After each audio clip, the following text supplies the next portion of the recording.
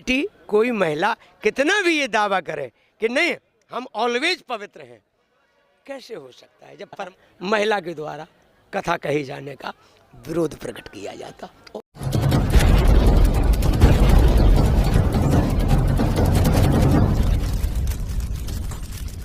आपकी जन अदालत न्यूज़ पर इस समय हमारे साथ कथा व्यास हरगोविंद वाजपेयी जुड़े हुए हैं। एक बड़ा सवाल आपसे करना चाहेंगे। कथा व्यास में कहीं भी ये लिखा हुआ है कि एक स्त्री को कथा कहने का कोई अधिकार नहीं है। ये सवाल अक्सर आता है इंटरव्यू के दौरान, तो आप किस तरीके से इसको देखते हैं? क्या पुरुष को ही कथा कहना आवश्यक है, स्त्री कथा नहीं कह सकती? असल में इस विषय में हमारा अपना जो निजी सोच है, मानना है, और हमने जो अतीत के ग्रंथों में पढ़ा हुआ है उन विद्वत्ता किसी से बटी हुई नहीं है मेरे भैया, पत्रकार भैया। विद्वत्ता किसी से बटी हुई नहीं है।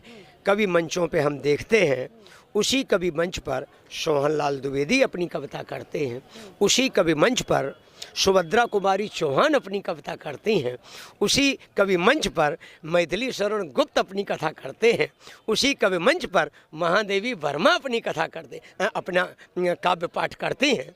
तो ऐसा नहीं है। लेकिन सबसे बड़ी बात जो है, जो ये भागवत का मंच है, ये परमात्मा का पवित्रतम मंच है, पवित्रतम आसन है। इसकी पवित्रता अक्षुण्ण बनी रहे, इस कारण से महिला वर्ग का थोड़ा सा समाज निषेध करता है, क्योंकि महिला वर्ग परमानेंट रूप से दैवीय गुणों के कारण पवित्र रह पाने की स्थिति में नहीं रहता है। कोई बेटी कोई महिला कितना भी ये दावा करे कि नहीं हम ऑलवेज पवित्र हैं, कैसे हो सकता है जब परमात्मा ने वो व्यवस्था ऐसी बना रखी है, तो रेगुलर पवित्रता कैसे आ सकती है? हमारा सिर्फ इतना कहना। तो पवित्रता अक्षुण्ण गद्दी की बनी रहे, इस कारण से या इस महिमा को जो महत्व देना चाहते हैं, ऐसे लोगों के द्वारा महिला के द्वारा कथा कही जाने का विरोध प्रकट किया जाता, और कोई उसके पीछे कारण नहीं। यदि स्त्री भागवत कथा कहती है तो क्या उसका लाभ पारिषद को नहीं मिलेगा? अगर अपवित्र स्थिति में बैठ करके वो कथा कह रही है, तो मुझे तो नहीं लगता है कि उसका लाभ परीक्षित को मिलेगा, क्योंकि मैंने प्रमाणित रूप से ये पाया है कि अपवित्र अवस्था में अगर हमारी पत्नी ने भी कभी संयोगवश हमारा स्पर्श कर लिया है, तो हमारे शरीर में कई बार काले धब्बे पड़ जाते हैं। आप ताज्जुब करेंगे इस बात को, मतलब प्रैक्टिकली रूप से इस बात को बता रहा हूँ आपको। इससे सिद्ध होता है कि बिना शुद्धि के सिद्धि नहीं मिलती है, और बिना सिद्धि के प्रसिद्धि नहीं मिलती है। बस इतनी सी सिर्फ बात है। इसलिए महिलाओं का सिर्फ निषेध किया जाता है कि पवित्रता निरंतर न रह पाने के कारण। हम कई महिलाओं की लिस्ट देखते हैं, वो कहते हैं 1.5 साल के हमारे प्रोग्राम बिल्कुल रेगुलर लगे हुए हैं, एक भी दिन का गैप नहीं है। आप बताइए कब तक आप अपने को कंट्रोल में करे रहेंगे? कब तक मेडिसिन का आप यूज करेंगे? आप बीमार नहीं पड़ जाएंगे? आप अल्पायु नहीं हो जाएंगे? हमें कोई इस बात का जवाब दे। सिर्फ इतनी सी बात है, और कई महिलाओं का निषेध थोड़ी है। भारत की बेटी का हम सम्मान करते हैं, हम नहीं, हमारे पूरे राष्ट्र को गर्व है। अगर गर्व के काम बेटियों ने नहीं किए हैं, तो आज रानी लक्ष्मीबाई हमारे यूपी और मध्य प्रदेश और भारतवर्ष की नाक क्यों है? हमें कोई बताए? मैं आपको बता रहा हूँ, ऐसा नहीं, सम्मान सुरक्षित, क्योंकि ये व्यास गद्दी पवित्रतम है, इस कारण से उसका जी एक विडंबना खड़ी हो गई है। कलयुग में आपके द्वारा बताया जा रहा है कि भागवत कथा सुनने से जीवन का उद्धार हो जाता है। आज हम देख रहे हैं कि जो देश की रीढ़ की हड्डी है, जो देश का संचालन कर रही है, जो देश के निर्माण में, विकास में जो सबसे आगे जा रहे हैं, वही युवा भागवत कथा से दूर होते जा रहे हैं। आप देख रहे हैं पंडालों में युवाओं की संख्या नहीं रहती है, क्या कहना है? इस विषय में हमारा ये कहना है सहज रूप से कि जब तक गांधी जी खुद गुड़ खाना बंद नहीं करेंगे, तब तक बुढ़िया के बच्चे का गुड़ खाना बंद नहीं करा पाएंगे। इसलिए हम कथावाचकों को भी अपने जीवन में जो समाज को परोस रहे हैं, उसे स्वयं में भी जीवन में ढालने की आवश्यकता है। जब तक ऐसा स्वयं कथावाचक लोग नहीं करेंगे, तब तक उनकी वाणी में वो ओज नहीं होगा कि समाज के ऊपर उनका ऐसा असर पड़े कि समाज सुधार की ओर अग्रणी हो सके। सबसे अहम बात यह है, मूल बिंदु। देखा जाता है कथा व्यास बहुत से युवा है देश में जो दूसरों का कल्याण कर रहे हैं। युवा व्यास गद्दी पर बैठे कथा सुना रहे हैं, लेकिन युवा ही नहीं मिलते कथा सुनने के लिए। तात्पर्य ये है हमारी सवाल। युवा नहीं मिलते हैं। यथार्थ ये है कि आज के उच्छृंखल समाज में कथा का जो रूप हो गया है उसमें युवक और युवतियों की ही संख्या आपको अधिकांशतः मिलेगी। बुजुर्गों का अभाव सा होता चला जा रहा है, क्योंकि वास्तविकता की जिस सतह पे कथा को होना चाहिए उससे उन बुजुर्गों का जीवन सूना होता जा रहा है। सबसे अहम बात यह है। इसलिए जो है जन समाज के बीच में वक्ताओं से ये अपेक्षा की जानी चाहिए कि कथा के रूप को ऐसा परिष्कृत बनाएं जिससे युवा पीढ़ी भी ज्ञान की ओर अग्रणी हो सके और वो भी युग को और देश को एक नई दिशा दे सके। हरगोविंद वाजपेयी जी, आपके मन में कब विचार आया कि श्रीमद् भागवत कथा देश कल्याण के लिए आपको कहना चाहिए? जिस समय हमने पीढ़ी को, समाज को भटकाव की ओर देखा,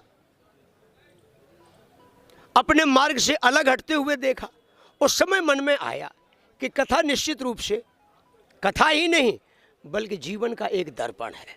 ऐसा दर्पण जो समाज को दिखाने की महती आवश्यकता है।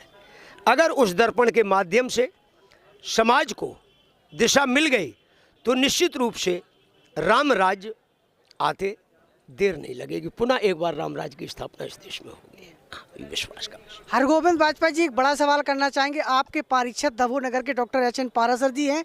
कल उन्होंने अपने उद्बोधन में कहा था कि हम पिछले 2 वर्षों से लगातार खोज कर रहे थे, तब हरगोविंद वाजपेयी जी की खोज में आप मिले हैं 2 साल में। तो और लोगों की कथा में और आपकी कथा में क्या अंतर है, क्या कहना है आपका? किस तरीके की कथा चाहिए? ये तो अगर हम अपने मुँह से अपनी बात कहते हैं तो ये तो प्रशंसनीय शब्द हो जाएगा, थोड़ा हमारे द्वारा कहे जाना शोभा नहीं देगा। लेकिन इतना हम जरूर चाहेंगे कि आज के युग को जिस कथा की आवश्यकता है, शायद डॉक्टर साहब उस कथा का लाभ प्राप्त कर पा रहे हैं और समाज, दबोह का भी समाज उस कथा का लाभ संभवतः इस वाणी से ले पा रहा है। आजकल की जो कथाएं देखी जाती हैं उसमें नाच गाना संगीत ज़्यादा रहता है, जो लोगों को भाव की ज़रूरत है जिससे ये कल्याण हो जाता है, वो कथा नहीं मिल रही है। शायद उनकी तलाश में ये बात थी, तो क्या कहना है? हाँ बिल्कुल, यथार्थ उन्होंने कहा है। उनका कहना इस मामले में यथार्थ रहा कि भागवत कथा हो या कोई भी कथा हो, कोई भी प्रकार की कथा अगर संगीत की ज्यादती से जुड़ी हुई है या यूँ कहें कि नाच गाने की ज्यादती से, यद्यपि कथा गाई ही जाती है, मधुर वचन तब बोलियो कागा, है ना, और कथा के संबंध में गेयता कई जगह दिखाई गई, लेकिन कथा स्वयं में अगर सतही दृश्य से कही जाए तो वो भी किसी गेयता से कम नहीं है। ये यथार्थ बात है। और अगर गेयता को ऊपरी जामा पहना दिया जाए तो निश्चित रूप से कथा की वास्तविक गहराई से समाज भटक जाएगा, जैसा कि आज भटक रहा है। दबोह नगर के लिए क्या कहना चाहेंगे? यहाँ पहली बार आप आए। हाँ, दबोह नगर की जनता से वास्तव में I am very very glad, मैं बहुत हृदय से प्रसन्न हूँ। यहाँ की धार्मिक निष्ठा को देख करके, यहाँ के मंदिरों की व्यवस्था को देख करके और यहाँ के जनता जनार्दन के जो आध्यात्मिक भाव, आज मैंने कथा के दूसरे दिन ही पंडाल को इस तरीके से भरा हुआ पाया। कम से कम संगीत में इतने मनोयोग से कथा श्रोता एकाग्रचित्त होकर के बैठ करके कथा पान कर रहे हैं। इससे हमें दबोह का भविष्य दिखाई देता है कि निश्चित रूप से यहाँ की धार्मिक निष्ठा इस दबोह नगर को निरंतर विकास की ओर आगे बढ़ाती रहेगी। ये हमारा अपना मानना है। तो इस समय आपकी जन अदालत न्यूज़ पर ये थे कथा व्यास पंडित हरगोविंद वाजपेयी, उत्तराखंड हरिद्वार से पधारे हैं और तमाम प्रश्नों को लेकर उन्होंने जवाब दिए हैं। आपकी जन अदालत न्यूज़ लगातार श्रीमद् भागवत कथा का प्रसारण आप तक पहुंचाता रहेगा। जुड़े रहिए हमारे साथ। नमस्कार, धन्यवाद। और चैनल को लाइक कीजिए और चैनल के साथ जुड़ने के लिए सब्सक्राइब बटन पर क्लिक कीजिए। बेल घंटी को जरूर दबाइए, क्योंकि जब तक आप घंटी नहीं दबाएंगे जब तक नोटिफिकेशन आप तक नहीं पहुंचेगा। इसलिए आप सब्सक्राइब बटन पर, रेड सब्सक्राइब बटन पर क्लिक कीजिए, लाइक कीजिए और हमारे साथ जुड़े रहिए।